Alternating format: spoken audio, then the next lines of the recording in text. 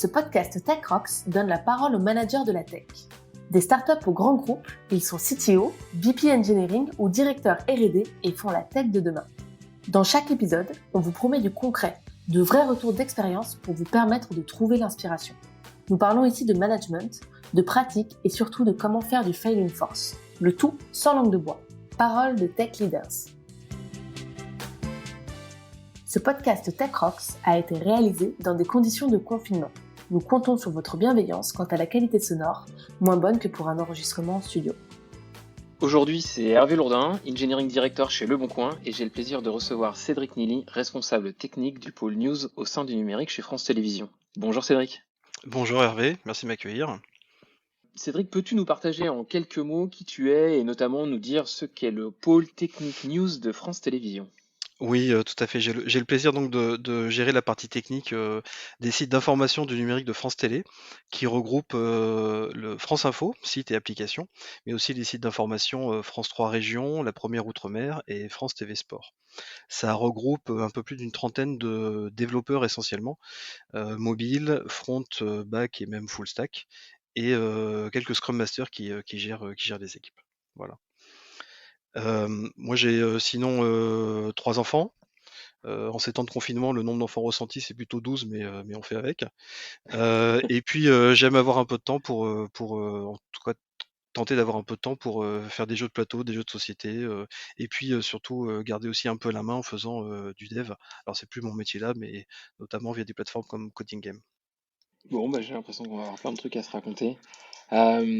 Généralement, quand on commence cet échange, on essaie un petit peu d'avoir d'avoir un peu de perspective, de contexte autour de toi. Et l'idée, c'est que tu nous racontes en quelques mots quel parcours t'as suivi, comment tu en es arrivé au job que tu as aujourd'hui, tes rencontres et tes expériences. Alors moi je suis tombé dans le dev quand j'étais tout petit, puisque j'ai eu la chance d'avoir dans les mains dès 8-9 ans un vieux PC sur lequel j'ai commencé à faire du basique, puis du Pascal, de l'assembleur, etc. Et donc j'ai suivi une voie de maths et d'informatique à la fac, et j'ai commencé à faire du développement PHP, JS, Java au sein de startups, notamment une startup qui travaillait dans des jeux qui rémunéraient les gagnants. Donc ça m'a appris euh, deux sujets principaux qui sont la montée à l'échelle, la scalabilité et la sécurité, et qui sont des marottes que j'affectionne et que je garde tout au long de ma carrière. J'ai fait quelques passages dans d'autres startups, dans des groupes un peu plus grands comme Vivendi sur la partie jeu. Une bonne expérience chez eFrance, qui était une startup, un hébergeur gratuit de sites, d'adresses email et de blogs, là aussi avec des questions de scalabilité qui ont été extrêmement, enfin une très très bonne école. J'étais ensuite pendant pas mal d'années CTO du groupe de presse et de médias Bayard, dans lequel j'ai eu la chance de refondre l'ensemble de l'activité e-commerce, notamment pour les ventes numériques et de magazines enfants, adultes, papier. C'était ma première aussi expérience avec une rédaction et l'actualité. Alors déjà, c'était un sujet qui, moi, me passionnait personnellement, mais quand j'ai pu ensuite travailler à la refonte des sites et des applications du journal La Croix, c'était une vraie découverte aussi de travailler avec une rédaction. Et puis donc, quand France Télé m'a proposé de venir gérer les sites d'information au sein, notamment France Info, j'ai eu très très peu de temps et d'hésitation. Et puis j'ai dit oui. Donc maintenant, ça fait 2 ans et demi que j'ai la chance de gérer ce pôle news chez France Télévisions. Beau parcours et assez crescendo et naturel vers le job que tu as aujourd'hui finalement, c'est assez marrant. Une anecdote sur ton passage e-France, finalement, un de ces points clés du Far West de l'Internet en France, c'est quand même sympa. C'est drôle que tu parles de Far West parce que effectivement, je trouve que c'est le mot qui va très bien à cette époque-là. Vu le nombre de sites, d'emails, de blogs qu'on hébergeait, d'un point de vue technologique, on n'avait pas tous les outils scalables qu'on peut avoir maintenant. Et c'est vrai qu'on a dû réécrire notamment des bouts de soft comme du SMTP pour gérer plusieurs dizaines de millions d'adresses email. Donc ça, c'est des sujets techno qui étaient intéressants mais qui ont été difficiles à mettre en place. On s'en est sorti quand même. Et puis, une anecdote, si, il y a peut-être un truc assez marrant, c'est que comme on est un hébergeur gratuit, on fait extrêmement attention à la bande passante parce que c'est ce qui nous coûte. Donc il faut qu'on fasse la chasse aux pirates, etc. Et pendant longtemps, en fait, on a buté sur un sujet, on comprenait pas pourquoi un site qui hébergeait des trucs assez communs, des photos de chats, de soleil, etc., faisait énormément de trafic, énormément de bandes passantes. Et on a réussi à creuser en fait ces images-là, à regarder un peu dans le détail. Et en fait, il se trouve qu'à la fin des images, des JPEG, des GIFs, etc., eh ben, on avait des MP3. Et en fait, les pirates avaient, enfin en tout cas ceux qui partageaient ce contenu-là, avaient réussi à camoufler dans la fin d'image, qui lorsque tu les mettais dans ton navigateur s'affichait correctement, bah, tout simplement des albums, des musiques, etc. Donc voilà, c'était un truc assez marrant. Ils sont vraiment assez malins et c'est toujours un peu le jeu du chat et la souris pour les hébergeurs gratuits avec les pirates ou ceux qui veulent contourner les règles. Ok. C'est un moment intéressant de cette grande époque. Merci pour ce partage, Cédric. Si on prend un peu un pas de recul, pour toi, à l'aune de ton expérience actuelle et des expériences passées, qu'est-ce que c'est un tech leader? Je pense que ma vision a changé au fur et à mesure des années et je pense que je pense qu'il y a plusieurs axes qui sont vraiment, importants et il y en a un qui est celui que je privilégie maintenant, mais que je faisais pas forcément des années, qui a pris le pas. C'est vraiment celui de la communication. C'est-à-dire que moi, j'ai la chance de travailler avec plusieurs équipes extrêmement compétentes, des développeurs, des exploitants, des ops, des architectes, des équipes produits, etc. Mais vraiment arriver à faire communiquer tout ce monde-là, arriver à synchroniser les équipes, pour moi, c'est vraiment un sujet extrêmement important dans le rôle de tech lead et qui est un des vrais sujets du quotidien. Et puis à ça, je rajouterais aussi le côté donner du sens. C'est-à-dire que les équipes qui bossent, pas en vase clos, mais qui bossent entre elles, forcément, elles n'ont pas la vision de ce qu'on souhaite faire dans 6 mois, dans un an, dans 5 ans. Et donc, c'est toujours extrêmement important de redonner le sens et d'expliquer pourquoi cette première étape sur laquelle ils sont en train de travailler, pourquoi ça va nous amener à la vision plus globale, à plus long terme. Et puis un des sujets peut-être du quotidien et qui est peut-être encore plus exacerbé avec le confinement qu'on vit actuellement, c'est celui de déminer un peu des sujets. C'est-à-dire avoir une vision un peu macro pour savoir que dans telle équipe, dans telle situation, dans tel projet, est-ce qu'on a pensé à ça? Est-ce qu'on a pensé à, euh, la conséquence de tel acte ou de tel projet et déminer. Donc voilà, arriver à creuser, à ouvrir des situations, à casser des choses avant que ça soit des drames ou avant que ça soit des points de complexité. Voilà, déminer pour moi c'est un mot important au quotidien. Ouais, je te rejoins pas mal sur ça. Et alors, du coup, les thématiques que tu viens d'aborder sont très orientées soft skills, finalement. Et quelle est pour toi la soft skill qui t'apparaît la plus importante, pardon, pour mener ça à bien? Enfin, est-ce il y a quelque chose que tu as dû un peu muscler, un peu développer pour justement donner plus de sens, déminer, etc. Je pense vraiment dans la communication. Au fur et à mesure, moi j'ai commencé donc, je disais tout à l'heure à faire du développement et c'était pas forcément les soft skills qui primaient. Ce que j'ai vraiment dû muscler, c'est la communication et c'est de la pédagogie aussi et c'est le fait d'arriver à échanger avec des équipes qui sont pluridisciplinaires, avec des gens qui ont des niveaux techniques qui peuvent être radicalement différents. Donc le but, c'est d'arriver à chaque fois à trouver, je pense, le bon canal de communication avec la personne ou avec l'équipe avec qui on veut travailler. Ok, merci. Euh, petite section que j'apprécie beaucoup parce que généralement je repars avec des choses à aller bouquiner. Est-ce qu'il y a des ouvrages, des présentations, des éléments de lecture particuliers qui t'ont marqué et que tu conseillerais à nos auditeurs? Pour rebondir sur le sujet de communication dont on vient de parler, il y a, un ouvrage, qui m'a pas mal aidé qui s'appelle, Processcom de Taibi Kahler qui est un psychiatre, je crois, qui avait travaillé dans les années 70 avec la NASA pour essayer d'améliorer les communications entre les astronautes et il en a sorti quelques scénarios, quelques pistes pour arriver à mieux communiquer, notamment au sein de l'entreprise. Donc ça donne des pistes, des outils, c'est pas miraculeux non plus, je suis pas un expert de ça, mais ça m'aide au quotidien à trouver justement quel est le bon canal de communication avec telle personne ou telle équipe. Un deuxième ouvrage que je pourrais conseiller, c'est Culture Agile de Jean-Claude Grosjean, parce que je pense que c'est un bon panorama de définition de l'agilité au sein de l'entreprise. Je pense que c'est un ouvrage à mettre dans toutes les mains, à tous les niveaux de gens d'entreprise, tant sur l'agilité et l'IT, jusqu'à l'agilité et des services comme des services RH dans la maison. Et puis peut-être un troisième que je conseillerais pas forcément de lire parce qu'il est sûrement obsolète maintenant, mais un ouvrage qui m'a vraiment envie moi de mettre vraiment à l'informatique et qui a fait que je me suis dit bah c'est ça que je veux faire, c'est ça mon métier. C'est PC Interdit, qui est un bouquin de la fin des années 90 qui explique le monde des demo makers, comment on peut optimiser via le hardware de la machine, comment on arrive à faire de l'assembleur, comment on arrive à faire des effets fous avec très peu de CPU. Ça c'est vraiment un bouquin qui m'a passionné, qui m'a aussi permis de faire cette carrière-là, en tout cas de m'engager dans cette voie-là. Ok, merci. Je repars avec des titres. J'espère que ça plaira à nos auditeurs. Petit exercice de style qu'on fait de temps à autre dans nos podcasts. Si tu devais avoir un animal totem, ça serait quoi pour toi?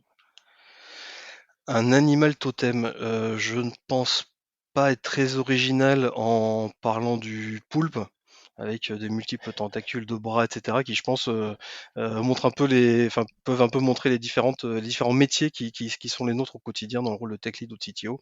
Voilà. Après, comme je suis fan de BD et qu'en face de moi j'ai un cadre qui représente le concombre masqué, je sais pas si on a le droit à un légume totem, mais si on a le droit à un légume totem, je mettrais bien le concombre masqué parce que c'est un personnage qui vit dans un monde extrêmement irrationnel. Et non pas que le monde de l'entreprise, les projets, etc. le soit, mais il y a quand même souvent des bouts un peu d'irrationnel. Et c'est un personnage qui essaie de trouver justement le rationnel là-dedans. Et je pense que c'est une des pistes, en tout cas un des axes qu'il faut qu'on travaille en tant que CTO, c'est donner un peu de rationnel et montrer ça à l'ensemble des équipes avec lesquelles on travaille ou qu'on manage. Ça me va très très bien. Écoute, je valide le végétal, enfin le légume totem. Ça me paraît parfaitement bien. Dans cette lignée-là, est-ce que il y a un leader tech connu que tu aurais aimé être et pourquoi, ou en tout cas que tu trouves particulièrement inspirant? Je sais pas si c'est une personne que j'aurais aimé être, en tout cas, c'est quelqu'un dont j'ai lu la bio et dont je lis pas mal les écrits et qui est inspirant, c'est Richard Stallman. Richard Stallman, c'est un des chantres du logiciel libre, fondateur de la Free Software Foundation, de GNU, d'Emacs, etc. Donc je trouve qu'il a une vision, sûrement jusqu'au boutiste, mais intéressante du libre. Et puis si on parle de Stallman, il faut parler aussi de son némésis qui est Eric Raymond, qui lui aussi a une vision bien à lui de l'open source. Je crois même que c'est lui qui est à l'origine de ce terme-là. Et donc j'aime bien suivre, lire, en tout cas les échanges, les écrits et un peu le côté philosophique autour du libre et de l'open source qui nous propose. Good, super. Merci pour ça. On va passer maintenant un petit peu plus de temps autour de ton job et précisément tes équipes, ton organisation. Est-ce que tu pourrais un petit peu nous en dire plus sur sur tes équipes, la stack technologique que vous utilisez, comment vous êtes organisé, est-ce que vous avez une culture principale dans tes équipes? Voilà, en quelques instants. Quand je suis arrivé à France Télévisions, donc j'ai eu la chance de prendre la tête des équipes de sites France 3 Régions, La Première Outre-mer, France Info, France TV Sport, qui sont 4 sites de news, mais qui sont des silos, avec des stacks différentes. On avait du D7, du D8, du Zen Framework, etc. Et donc un de mes jobs, c'est d'arriver à rationaliser un peu tout ça, à arriver à trouver ce qui est le socle commun. Et c'est pour ça que j'ai créé avec les équipes un logiciel qui s'appelle PIC et notre plateforme d'information commune qui est en fait toute la partie back-office API qui fournit l'ensemble des données à ces différents sites-là. Et donc on est en plein dans cette migration-là. Donc il y a un enjeu extrêmement important, c'est qu'on a des sites qui ont des audiences extrêmement bonnes, qui satisfont les rédactions, qui peuvent travailler au quotidien avec l'ensemble des outils.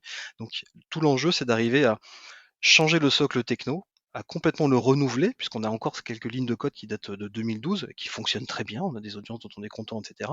Mais l'enjeu, c'est d'arriver à renouveler complètement ce socle techno sans casser la pente ascendante de Visitora sur laquelle on est. Donc on a déjà de sérieuses premières étapes qui sont passées, puisqu'on a la majeure partie des sites ultramarins qui a été passé sur la nouvelle version fin 2019. Pour les municipales, on a passé aussi une bonne partie du site France Info sur la nouvelle version. Donc voilà, bout par bout, en fait, on change, on met à niveau l'ensemble de la stack de ces sites d'information. Et d'un point de vue orga, t'as quelque chose, tu t'es inspiré d'un modèle particulier, vous avez, je sais pas, des feature teams, vous fonctionnez ou en mode projet classique, enfin, comment vous vous êtes organisé? Il y a une culture très agile au sein de France Télévisions. On a des équipes qui travaillent complètement en Scrum, avec des tailles d'équipes qui vont de 7 à 14-15, même si on déborde un peu du Scrum Guy, et ça tourne comme ça vraiment bien. On est en train de se chercher un peu sur les questions feature team, component team, etc. Donc ça, c'est des modèles d'organisation qu'on est en train de travailler. Chaque nouvel modèle d'organisation n'étant là que pour rappeler le précédent. Le but, c'est surtout d'itérer et de voir quelle est la meilleure manière d'organiser ce travail-là. Donc voilà, on a des équipes en Scrum relativement petites, autonomes, et qui travaillent. Et un de mes jobs notamment, c'est d'arriver à ce qu'ensemble, elles arrivent à se synchroniser, à travailler extrêmement bien entre elles, et puis avec toutes les autres équipes qui nous entourent, les architectes, les exploitants, les équipes produits, etc. Petite question, pareil, figure de style imposée de tes crocs, qu'on va poser un peu à tous les tech leaders. Est-ce que tu codes encore, Cédric? Alors, malheureusement, je n'ai pas le temps et ça n'est plus dans mes fonctions de coder, en tout cas pour les sites applications. Par contre, pour moi, c'est un sujet perso de garder la main, de garder un bon niveau, notamment d'algorithmie. Voilà, alors j'essaie de trouver du temps pour me mettre à niveau sur certains langages. J'ai fait un peu de Go, je commence à bidouiller un peu du Rust. Donc c'est plus une passion et dans le temps que j'arrive à trouver plutôt qu'un un point important de mon job. Je sais qu'il y a des pour moi, le rôle de tech lead ou de CTO, en tout cas personnellement, il faut qu'on arrive à garder la main, en tout cas la compréhension des archis techniques, sans être le meilleur développeur Kotlin ou Swift, sans être le meilleur expert de Kubernetes, mais j'ai vraiment en tout cas ce besoin et le temps qui est nécessaire pour arriver au moins à comprendre le niveau d'architecture, à comprendre ce qu'on utilise, à comprendre l'expertise de l'ensemble des équipes, arriver à les coordonner, et c'est aussi comme ça qu'on peut tracer une voie sur des plateformes. Donc il y a notamment des CTO qui n'ont pas forcément cette expertise technique, et je pense qu'elle n'est pas obligatoire dans le rôle de CTO. Par contre, personnellement, c'est quelque chose déjà que j'affectionne, c'est mon passé, et moi je veux continuer à garder une certaine acuité technique. Cool. Euh, Dans ton quotidien, est-ce que tu as une routine particulière, quelque chose que tu fais tous les jours, qui est un peu ta façon de fonctionner, que tu pourrais partager aux auditeurs? J'essaie, comme il y a plein de sujets différents, avec des temporalités différentes, et cetera, j'ai cette manie d'avoir des checklists. Donc je me fais un peu des checklists pour être sûr, en tout cas tenter d'être sûr de ne pas oublier des sujets. Et donc au moins chaque matin, je regarde l'ensemble de ce qu'il y a à faire pour les heures, les jours, les semaines à venir, pour essayer de ne pas oublier des sujets importants. Après, en termes de routine, j'essaie, pour garder aussi du contact avec les équipes, de participer un maximum, en tout cas quand je le peux, déjà au daily, pour prendre un peu aussi le pouls des équipes et avoir aussi du détail un peu plus micro que la hauteur de vue que je peux avoir naturellement. Chouette, c'est une bonne pratique, je pense, de tourner dans les délits. Permet d'être sur le terrain. Autre question, c'est si aujourd'hui je te donnais une baguette magique, tu as le droit à un vœu, tu peux changer n'importe quoi autour de toi, tu ferais quoi dans ton boulot? Ça va pas être très original, mais je pense qu'on est plusieurs à être confrontés à des problématiques de recrutement. Donc effectivement, si j'avais une baguette magique, je mettrais plein de développeurs experts autour de nous qui ont envie de venir bosser pour nous.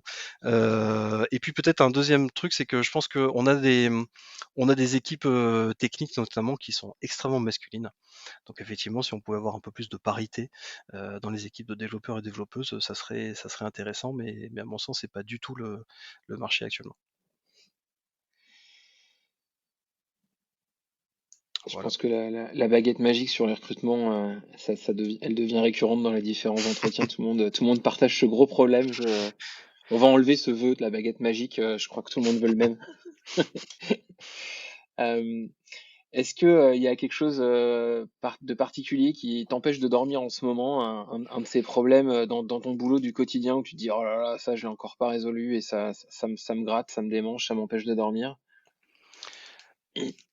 Alors j'ai pas du mal à dormir parce que je tombe d'un peu de fatigue tous les soirs, donc ça c'est pas un souci. Par contre au quotidien, peut-être le truc qui me tourne dans la tête, c'est ce que je disais, un peu tout à l'heure, c'est comment on va arriver à, changer, l'ensemble de l'archi, de sites qui fonctionnent très bien, à renouveler tout ça sans casser l'audience, tout en satisfaisant, les équipes produits et surtout les rédactions pour lesquelles on travaille, les 400-500 contributeurs, qui rédigent pour nous. Donc il y a cette question vraiment de changement de manière la plus transparente possible, que chaque mise en production, chaque nouvelle fonctionnalité, etc., soit finalement un non-événement et qu'on arrive petit à petit comme ça à itérer. Pour moi, c'est un vrai sujet. Ouais. Changer le moteur pendant que la voiture roule, t'as des premiers résultats, des stratégies particulières quand tu dois opérer ce genre de renouvellement de technologie en même temps que tu fais les projets? Ouais, c'est vraiment ça, c'est changer le moteur pendant qu'on roule. Donc, ce qu'on a fait avec les équipes, c'est essayer de découper au maximum.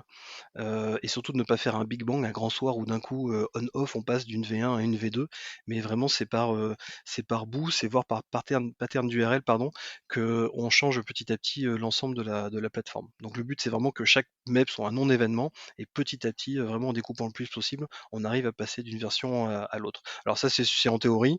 Dans la pratique, on peut pas avoir la granularité forcément qu'on souhaite, mais c'est vraiment l'objectif qui reste visé. Alors chez TechRox, on aime bien le partage en mode no bullshit et comme on est entre nous, hein, il y a personne qui nous écoute. J'aurais aimé te demander de partager un de tes fails ou un de tes grands moments de solitude ou à contrario un succès qui t'a permis d'apprendre des choses et qui serait intéressant de partager avec nos auditeurs. J'aurais bien alors c'est à la fois un grand moment de solitude et heureusement, un succès, mais un bon moment de solitude quand même. J'aurais bien aimé partager avec vous, le week-end et la soirée en particulier des municipales, fin mars, 2020, en plein covid et cetera. Il nous est arrivé quelques aventures, intéressantes. Eh ben écoute, ça m'apparaît un super sujet. Alors on va s'arrêter là, on va pas en dévoiler plus puisque on en parlera dans la seconde partie du podcast qui t'est consacré. Ça me paraît un bon cliffhanger. En tout cas, je tiens vivement à te remercier pour cette première partie d'interview. C'était très très riche et intéressant. Et on se retrouve dans la seconde partie de cette interview pour parler de cette fameuse soirée des élections 2020, des élections municipales. Je pense que ça va être assez sympa. Merci à nous. Merci beaucoup.